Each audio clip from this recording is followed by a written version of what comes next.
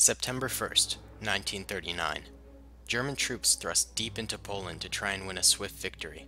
Just 20 years earlier, the German army marched through these same lands, but as a defeated nation. Now, however, they returned with modern equipment and a score to settle. In the early morning of September 1st, German units dressed as Polish infantry attacked a radio station on the German side of the border. This would be the aggressive excuse Hitler would use to justify the attack.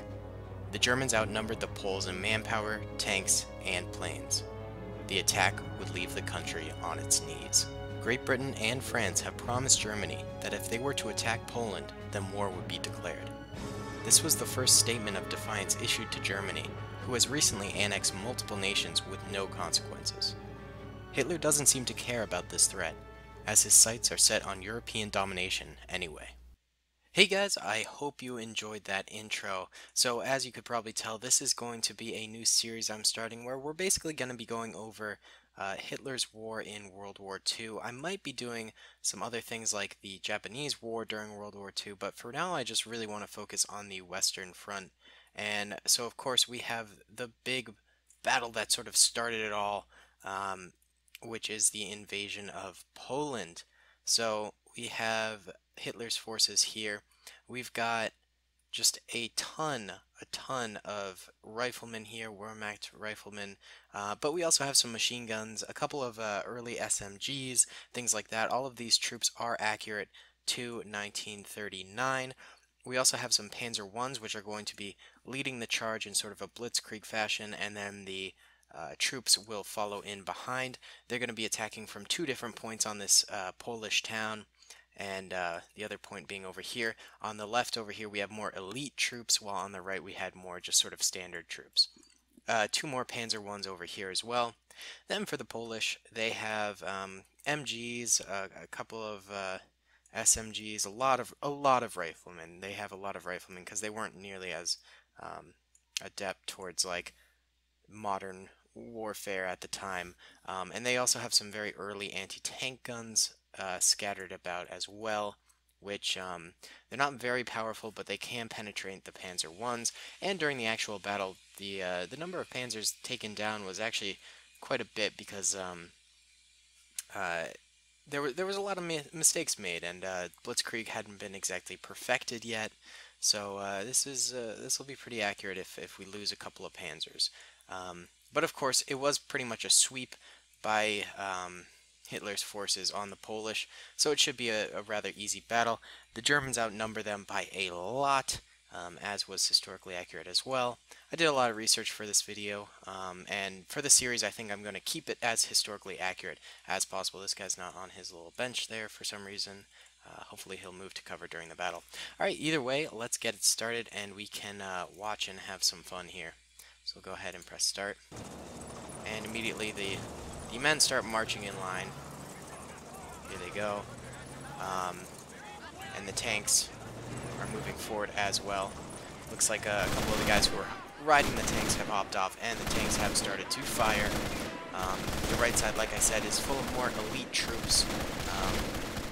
All, of course, though, historically accurate to 1939. Because this mod, the Valor mod, which is a fantastic mod, by the way, keeps everything accurate. You can choose what era you want your troops to be from. So I'm going based off of the mod, which is pretty cool. That's actually a very cool feature of the mod. It also has a lot of different factions that aren't in the normal Men of War game, such as the Polish here, which is kind of cool. This officer's taking out his binoculars. Interesting. But they also have, oh, let's see if this anti-tank gun can get anything happening here. Can he take out a panzer? He seems to be having trouble. His gun might actually be damaged, it seems like, because he is not firing it. There is another one over here, though. Yeah, there is one more over here, and we'll see. Maybe he can get a shot off. He doesn't. Oh, he doesn't have a target really. He might be able to hit them. Hard to tell. Let's check out on the other side, though. Alright, over here, I'm worried for the Germans over here because it is a heavy choke point. Although they seem to be doing okay. The anti-tank gun actually just launched an HE shell in here. Looks like it took out a couple of German riflemen. as they are making their way through these buildings. Ooh, just a total war zone here. They are looking for absolute victory. They don't want any sort of you know, pact or anything like that after this battle. They want it to be confirmed. Poland is ours. Well, of course, along with the Russians who are attacking from the east because of the non-aggression pact and the deal that Hitler made with Stalin to take Poland together, which was definitely a smart move until he decided to betray that non-aggression pact. But you know, I'm not here to go into full analysis. We're just doing this for some fun. So yeah, I'm thinking this series might be sort of similar to Rico's Brigade, but with World War II, and more historically accurate. And I'm not like playing as a game board. It's more of like what actually happened. Meanwhile, Rico's Brigade is more of we're making the decisions as we go and coming up with our own sort of characters and stuff. But in this, we'd be like using historical stuff like this. I don't know. I think it could be kind of cool. I hope you guys are digging it. Ooh, they did take out a Panzer over here. This Polish gun. Oh my god, that guy got obliterated. Holy cow. Wow, did you see that? He got absolutely nailed. So yeah, oh my god. This thing's going ham. He has managed to take out 2 Panzers. That's huge. That's actually really big. So yeah, let me know what you guys think about this type of series. I think it could be kind of cool, kind of fun. I hope you guys do as well. Alright, this guy is getting very distracted. Let's see, is there a Panzer over here? Is that what's distracting him? Where are the other Panzers? I've completely lost them. Have they died somewhere? Oh, they're over here. Oh, they're just stalled out. Hopefully they get back on track soon, because the Blitzkrieg has completely failed here, and the Panzers have been taken out. Oh my god. Lots of German troops just swarming into this little courtyard area. Polish defenses are under heavy fire. This radio op is probably panicking. Oof! And he gets wiped out. That's brutal. Yeah, these guys can only hope to take out as many Germans as they possibly can. It's really in vain here. They're not doing horrible. They're getting some kills. It looks like some of the rifleman troops and the elite troops have sort of combined at this point, as we can see from this. They are charging forward. Let's get a bit more of an overhead view. Yeah, German troops are just pooling into the left side. The right side they don't seem to care as much about. There are some, as we can see, that are coming in, but I think the Polish defenses over here might be a little stronger than on the right. I'm not totally sure. Oh, okay, so one of the Panzers has corrected itself, and it is coming forward.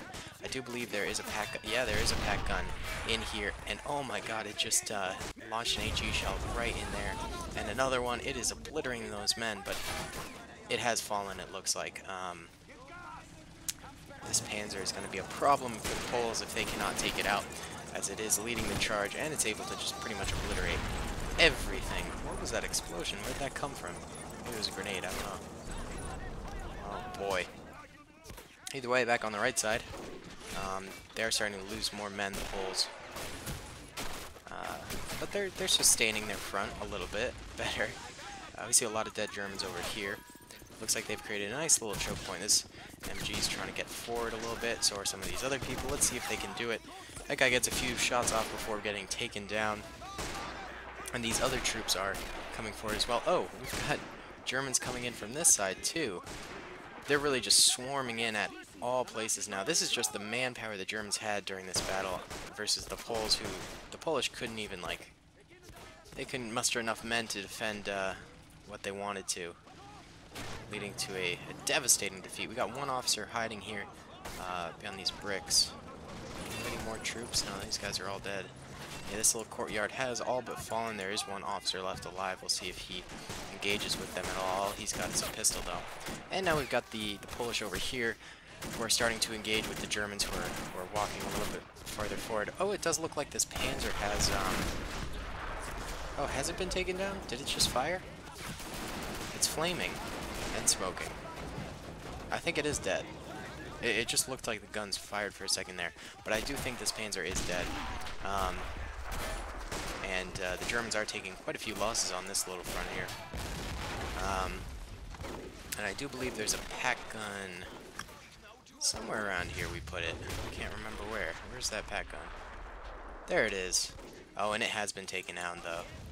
That's what killed this Panzer, I believe. Oh, there must be another one, because that was another pack round that just fired. Where's the other pack gun? Am I blind? It looks like it's angling from this way. I am just not seeing this pack gun. Interesting. Oh, wait, I know what it is. Yeah, the Poles did have a little hand mortar over here. That's what's launching this way and exploding. So the Polish do have a nice little mortar situation. I forgot. I put one in the battle just because I was like, it says it's from 1939. I'm just curious as to like how it works, what it does. So it's a little hand mortar, and it seems to be obliterating the Germans. You know, lucky for the Polish, they're getting some attacks here. Oh my God. He just launched a mortar into his own man, who survived that freaking shell. Oh, that's even a medic. You can see by his medic bag right there. How did he survive that? That's crazy. But the Germans are now a little bit more wary about advancing because of this mortar. They don't love the prospect of blowing up, as I wouldn't. Oh, that German just got absolutely cut down by an MG back here. But the MGs are starting to fall. Yeah, they can really only handle so much fire. And this is a realism mod as well, so like it's really kind of one or two hits and you're gone.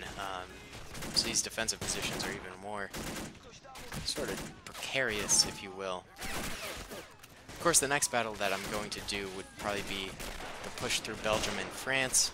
Maybe I'll do a two-part episode of that. Hitler just breaking through the Maginot Line like a madman. Could be a cool video to watch. And we can see these Poles. They can sustain like one or two hits and then they get absolutely wiped out after that.